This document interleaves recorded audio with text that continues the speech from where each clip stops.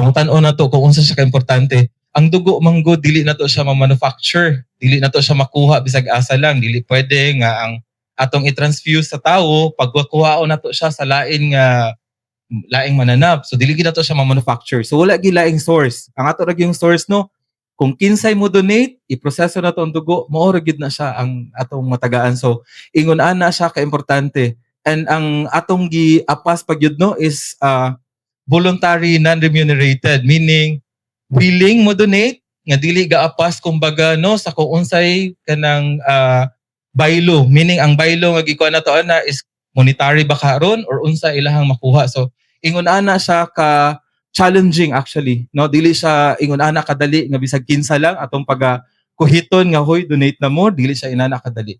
So kana magdepende siya sa ato argyod kinsay willing mo donate, kinsay willing mo roll up sa ilang sleeves, muhatag sa ilahang oras o sa ilahang parte sa ilahang lawas kumbaga para mo donar.